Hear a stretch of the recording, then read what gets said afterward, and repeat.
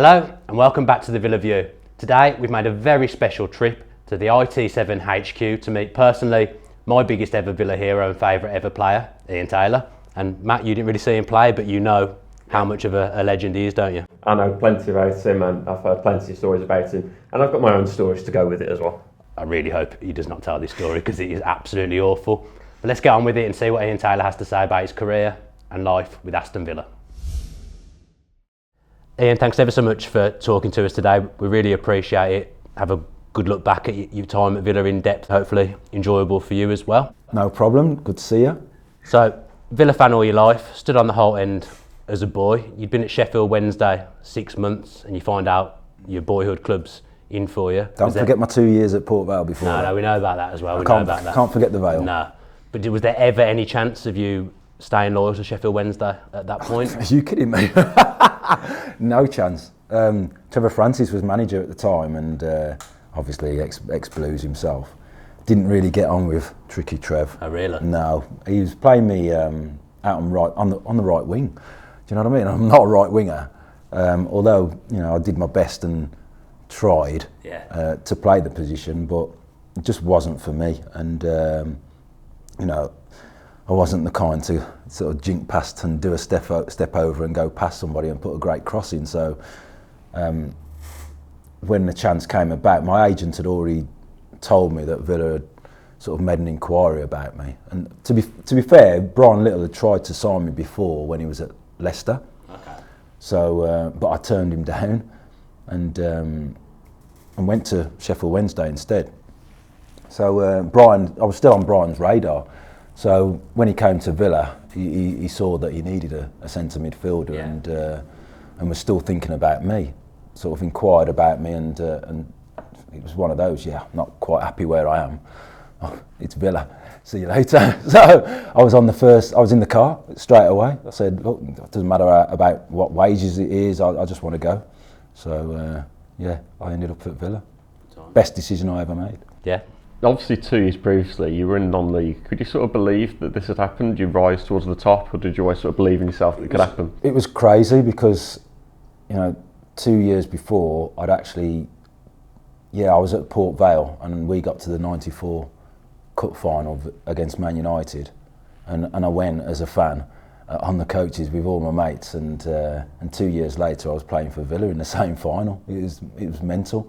But yeah, I was playing non-league for 6 years before I actually went and played in the professional game and turned professional. So yeah, I was playing non-league and thinking it's never going to happen, and just carry on playing and working in my job as a forklift driver in a factory, and doing that. But then sort of teams started to watch me play non-league, and I started to score a few goals from midfield. And sort of got me on the map, and there was more and more scouts coming to watch the games. And we played in a cup final at the Hawthorns when I was at Moor Green. I can't remember who we played. It might have been Nuneaton or somebody like that. And I scored in the final, and there were loads of scouts there on the night. And I got accosted in the car park by John Rudge, who was a manager at Port Vale at the time, because he knew there were loads of scouts there. So he sneakily snuck into the car park and got me just before I was getting in my car. He said, look, I want you to come and sign for Port Vale. He said, I'll do this, I'll put you in the first team straight away, and blah, blah, blah, blah. But I had teams at that time that were in higher divisions, but I just thought, I'll go to Port Vale because I'll get in the team straight away, hopefully, and play straight away. And if I went at a higher level, I might be in the reserves or go on the bench or whatever. But I took less money to go to Port Vale than I would have going to another team, just because I just wanted to play. Do you think people would do that now?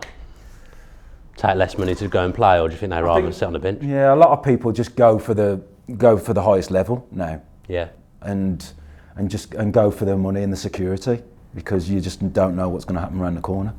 And at the time, I just thought, no, I'm going to go at the lower level, play, and then prove myself, and then if I can go higher then it'll be even better, and it's the way it worked out. Goal on your debut in front of the Holt end, I think that probably goes to show that dreams can come true and do come true for people. I'm actually old enough to have remembered that night. I think it was I'm glad you are. Yeah, I know. Was it the first? Was it the first all-seater? The first time the whole team was all-seater. That's what I've got in mind. God, mate, I can't remember. I think it might have been. I can't remember, but I just remember it being my first home game, and we played at Arsenal the week before, which was my debut, and we got a draw, a goalless draw, which was daunting in itself because playing in the Premier League was just massive, absolutely massive, and then playing at Villa Park was even bigger still. In my first game, the amount of people that come to the game, and my family, friends, and everybody, it was unreal. But then to score as well, it was just amazing, absolutely amazing. Holt End as well. Like you say, you just dream of those things, and I just remember just running off and just running to the Holt, and just knowing all my mates were up there, and it was brilliant, absolutely brilliant. Good header as well. 3-0 we won. Yeah, Chelsea 3-0. Yorke crossed the ball, I think. Dwight Yorke crossed it and just got on the end of it. I think we were 2-0 up at the time, and I got the third, and it was nice because when you come into a new team as well, and your teammates. I've walked in, this lad from Sheffield Wednesday that nobody had ever heard of. Pacey winger. Yeah, but the rest of the team were thinking, who's this lad? So even then, you feel uncomfortable going into a dressing room, and it was just dressing room of seasoned professionals as well, international players. So it was quite daunting, and to get a goal, and for them to then feel, this lad's not bad, he's going to settle in okay, was good. Was really good. It was a tough season though. How was that? Because it was a tough season where we nearly got relegated. Yeah, I mean, to be honest with you, when I joined, we weren't in a great position, so the only way was up really. And I was thinking, if it could do anything just to keep us in the division, it'd be fantastic.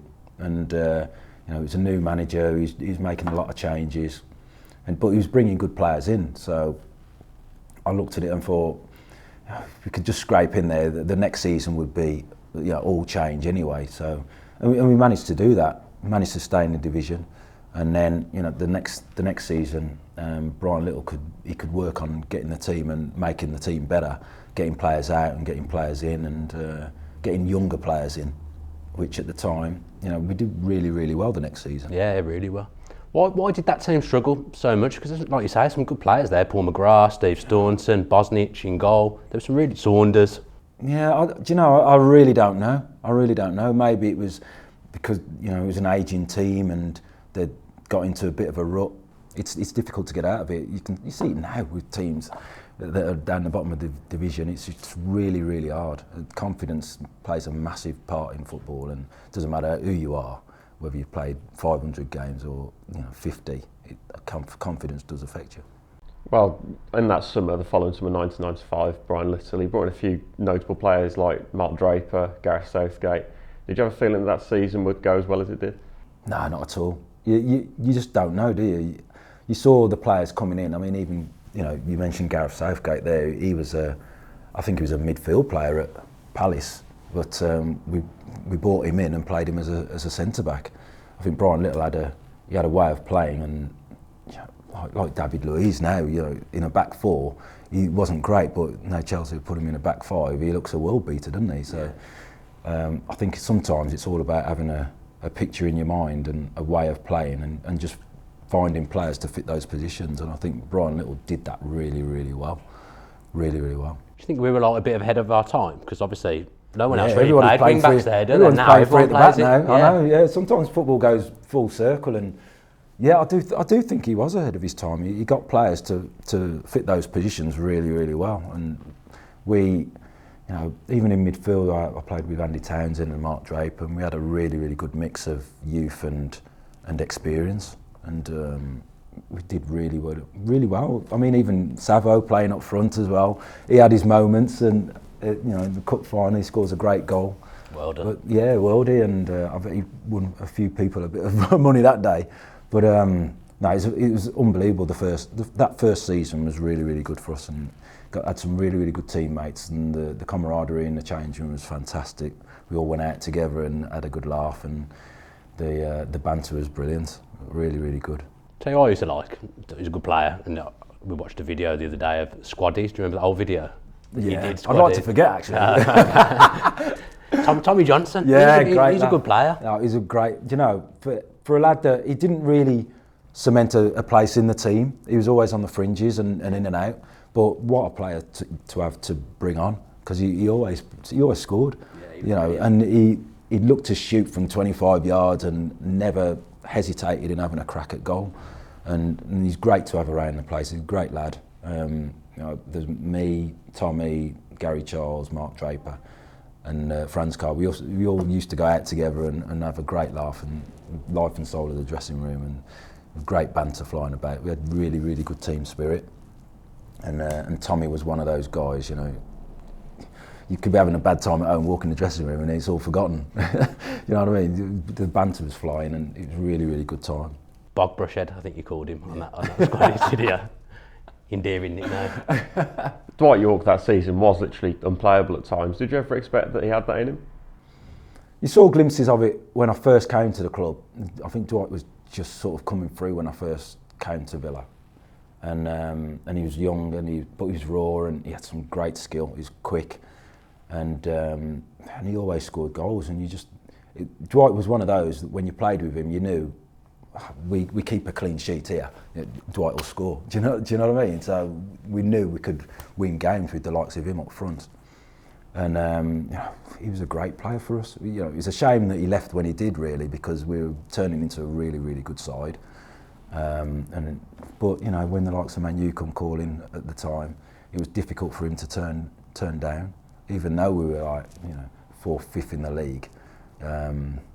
They're the biggest club on the planet, aren't they? So yeah, it'd be difficult to turn down. And don't ask me the question, if they came in for me, would I have gone? I wasn't actually going to ask that, but if they did come in for you, would you have? I would have had to think about it. But do you ever think that, like Dwight, like when you first joined Villa, obviously Dwight Yorke was not a star by any stretch of the imagination. Did you ever think he'd go on and do that, win the treble with Man U? It's hard to say, but it was definitely, when people ask me who's the best player you've played with, you know, more often than not I say Dwight, because he was the difference between winning and losing games. So, you know, on so many occasions. So. Yeah, he was a fantastic player, really, really good, and like I say, you could always depend on him to score a winner for you. And like you say, that season he was just unplayable. He even got some white boots out at one stage and started playing in white boots. Yeah. So yeah, he was ahead of his time as well, wasn't he? You've got to be a good player to wear the white boots. Yeah, so I would never. You can't play with them. So obviously, the 1 year finished 4th in the league, FA Cup semi-final, the League Cup though. 2-0 down at Arsenal, pulled it back to 2-2 in the semi-final. So was that? Unreal, mate. I think, you know, at Arsenal, I'm sure I was on the bench because I'd just coming back from an injury, I think. But to be 2-0 down, and because we played in that, I always remember because we played in that blue kit, and loads of people loved that blue kit. But again, Yorke was on fire and scored a great goal to equalise, and it was then you know, when you go into the likes of Arsenal and giving them a good game. I mean, that's not the Arsenal game that sticks out in my memory, but we'd go to the likes of Arsenal and go to the likes of Man U and give them a proper game. Do you know what I mean? And you look at it now and you think it's so far away from that at the moment. I miss those days. Do you know what I mean? And it's just you look back and think it's such good times that, you know, you could go out on a Saturday and think it doesn't matter who we were playing against, we had a great chance of beating them. So, touched on the League Cup run. Again, the final goes to show that dreams come true. After scoring on your debut, you then go and play your first cup final at Villa. And you score, is it left-footed volley? Yeah. You know what it was. But no, again, it's, you know, I've been lucky enough in my career to, you know, in my first season at Port Vale, I've played at Wembley twice, and you know, just walking out on those occasions for the first time, you just don't realise what Wembley's like when it's full to capacity, and you can hear the noise. And when you've come from non-league and you walk out there for the first time, it's just hairs on the back of your neck stand up a million times. And like I said, I'd watched Villa a couple of years before, and then I'm walking out myself at Wembley thinking, is this a dream or what? And to come from where I come from and to do what I'd done in such a short space of time was unbelievable. But then to go on and win it and go down in history at Villa was just another thing altogether. And it's just the way we won it as well. We absolutely bossed Leeds on the day, and we played really, really well. And you pray for occasions like that. Unlike in 2000 when we played against Chelsea when everything went wrong.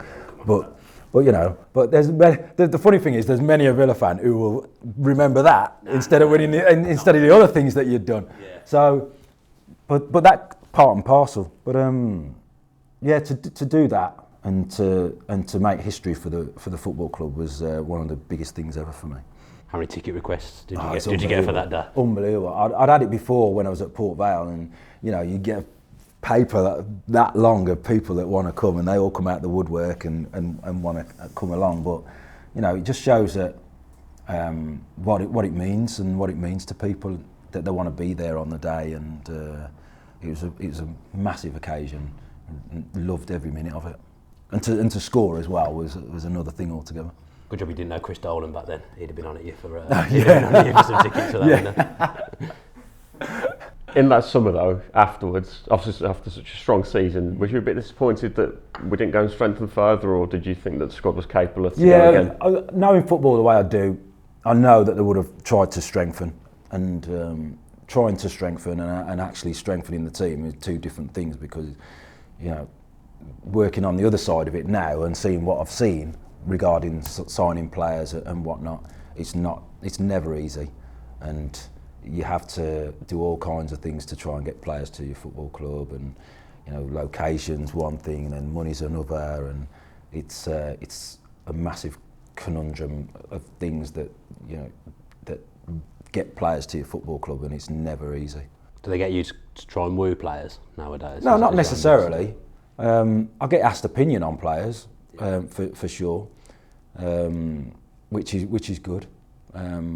I know Brian Little's an advisor at the moment as well, and we're there with the chief exec and the director of football, and we're all at matches together, and they ask opinion, obviously, because when you've played in the Premier League, I'm hoping that your opinion counts. So they'd be silly not to ask certain questions of certain people. So it's nice to be involved, and it's nice to be there.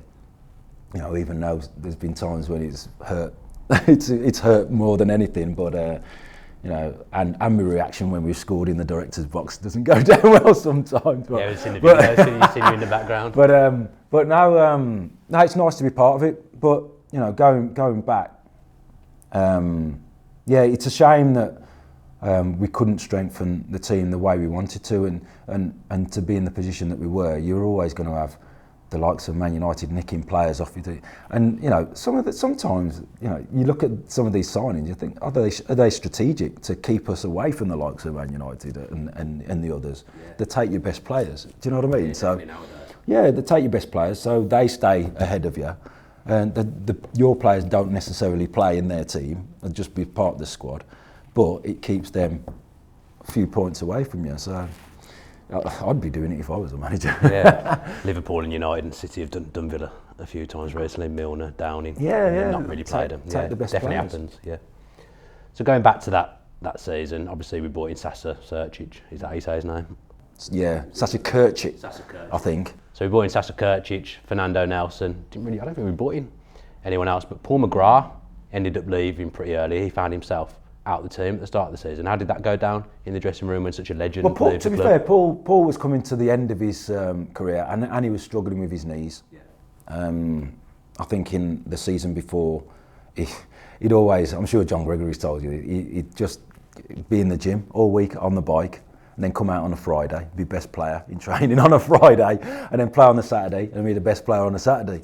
So he had his own sort of regime of training, which got him through, but you can only do that for so long, and age catches up with you. And it was sorry to see Paul go, but he's genuinely one of the nicest guys you'll ever meet, and one of the best players I've played with in his condition. Do you know what I mean? And playing with his condition. So how he got through that time, I just do not know. So it's testament to him, and you know, seeing him now. I've seen him recently, and I've been over to Ireland, and we've had a few hours together and whatnot. And he's a top guy, top guy. Yeah, you had a feeling as a player sometimes before. You know, when you get up in the morning, you think, I'm going to score today, and you picture yourself scoring all the time, and you go out there, and it just happened. When me and George were playing together, he absolutely loved it because we just smashed everybody. He absolutely loved it, and because we were his type of players that, you know, would go in for every tackle, every header, get a few goals from midfield, and never let him down. Brian was always the type that thought if he stopped enjoying it, he'd just pack it in, and he stopped enjoying it. And yeah, I'll always have a massive gratitude to Brian because he got me out of a hole at Sheffield Wednesday, and I was still in his mind, and obviously thought I was a good player. And yeah, it was sorry to see him go, but we weren't having the best time, so it wasn't a surprise him going. If you enjoyed that video, why not watch another one? Click the video choices on screen now to go and watch them in full. And don't forget to subscribe. Click on our logo there on the left and press subscribe. Easy.